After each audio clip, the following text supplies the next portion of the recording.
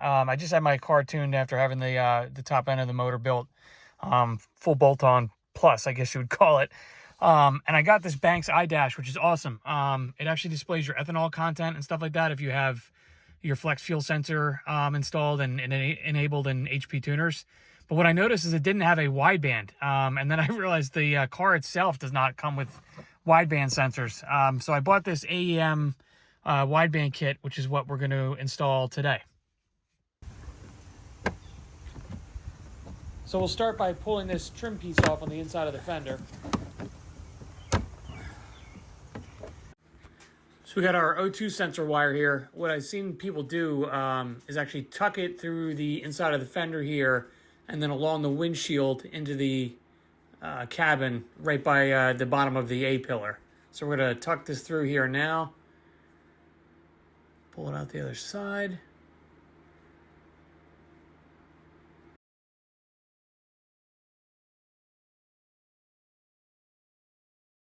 So over here, I'm just, because I can't fit it through here because the jacket on the wire is too thick, I'm just going to slip it through there. Pull the slack through.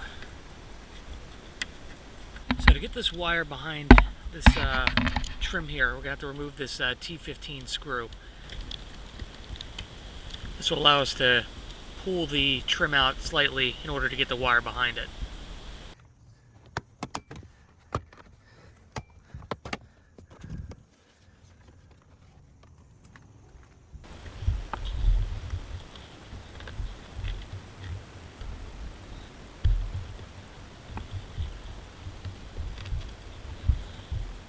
You can see the wire fits below that trim there.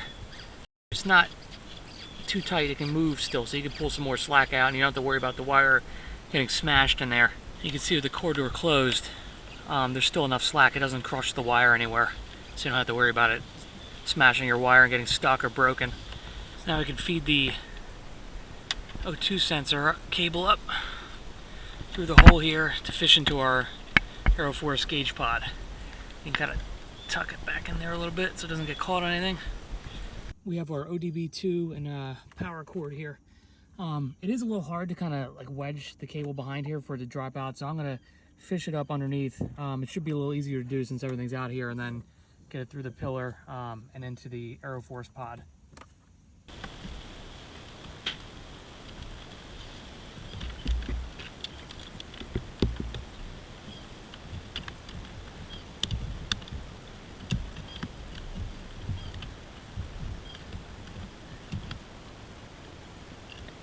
It's a little tight in here. Wish they made the port on these Aeroforces a little bit wider. Should be able to just get our O2 sensor cord in there. Yeah, there we go. Boy, that is a little snug. I guess that's something to take accounting for here. So we got an ODB2 gauge and the wideband in here. It's kind of a lot of stuff to stuff in here, unfortunately, but not many other gauge pod options really. So it took a little bit of finessing, but I managed to get the wires to kind of tuck up in the pillar here. It's just a lot of wire, a very small port to work with here.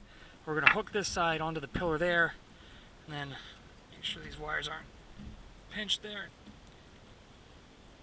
Snap her into place. Well, now that that's done, we can tuck all of our rubber back in here.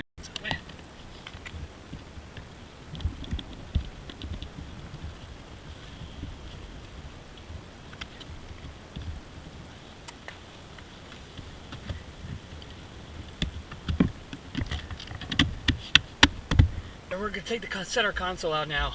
I'm going to end up, I bought some connectors so I can wire the gauge. I'm going to pin them out and make them so they quick disconnect into the actual 12 volt power outlet underneath the console. So we're going to take the console out so we can figure out which color's positive, negative, etc. So we're going to take our T15, remove the screws from the armrest here.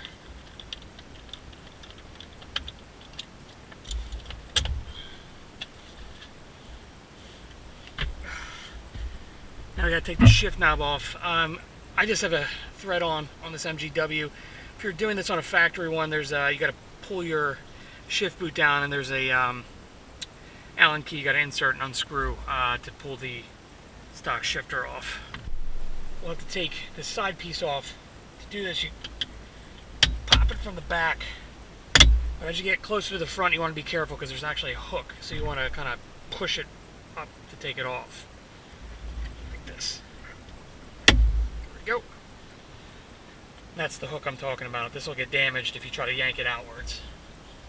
Now for the center console, we just gotta get under there. And mine's a little tighter because it's been skinned in carbon fiber. This isn't like a stick-on kit. It's actually an overlay of real carbon fiber, so it's a little snug in here. But there we go. So I'll just have to take a moment here to get my boot off, and then we can pull the center console out and disconnect the mode switch and the parking brake, and then the cigarette lighter up here.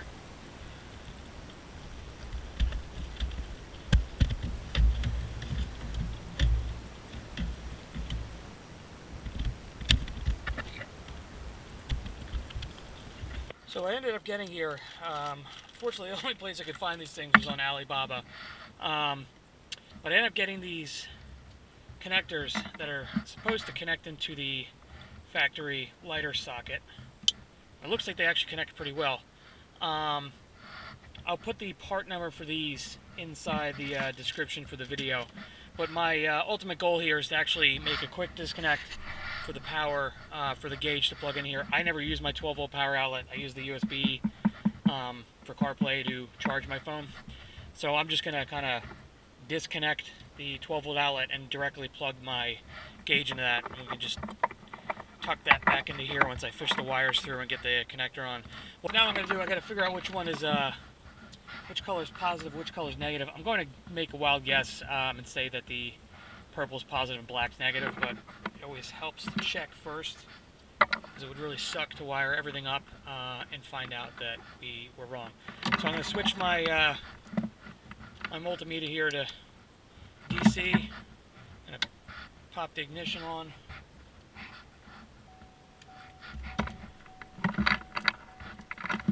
Hold this to a ground.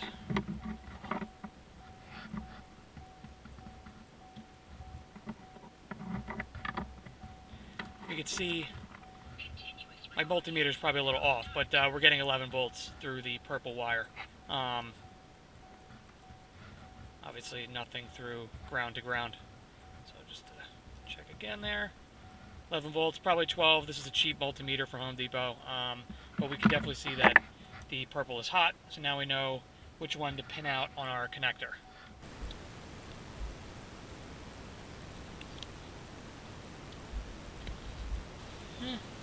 It's pretty tight. I'm going to probably just put a dab of solder on this guy, maybe trim off this end a little bit so it's not in the way of this pin.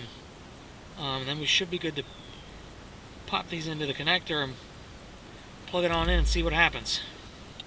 Alright, so we got the little bit of dab of solder on each one, nice and snug. So the bottom on here, this guy here, is our negative. So we're going to slide our negative in there and it should snap into place. There we go, hear the click. So our negative is done. Now our positive, because it clicks on this way. Let's double check here. Yep, clicks on this way, negative, positive. So now we're going to snap this guy in here.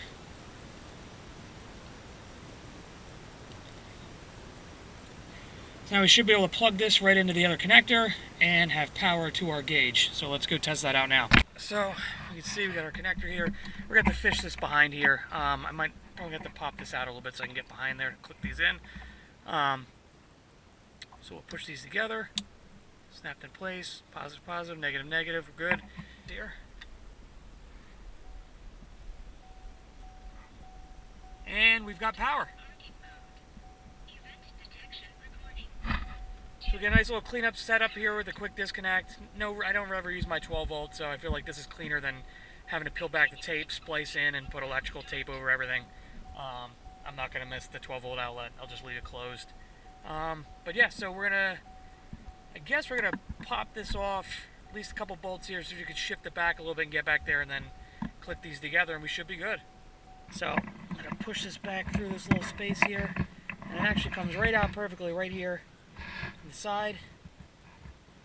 See, the disconnect is right there, so we snap this together like this, and she's good to go. Now you can finish tucking the, let's tuck the wire up in the dash there a little bit. Nice and hidden. So now if you need to disconnect it, just pop the side off. Your connector's right here, you could pop it right off. Yep, nice and clean, easy. No hacking of the factory wires or anything like that. You can put everything back to stock if you need to. So we're good to go. I'm going to start screwing everything back in and snapping everything together, and I think we're about done.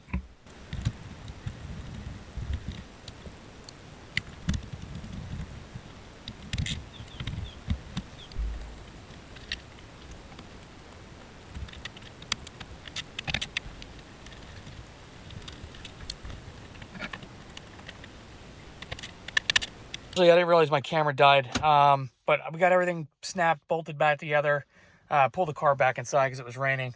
But gauge has power, it's ready to go. I'm going to be setting up an appointment to get some other work done. My mechanic's going to throw the sensor on for me on the X pipe and then connect it to the connector I left in the engine bay. So I guess that wraps up this video. Hopefully this can help somebody out there. I couldn't find a lot of videos on getting wires from the engine bay through the firewall, just a lot of text tutorials. So hopefully the visuals help somebody out. And I'll catch you guys soon.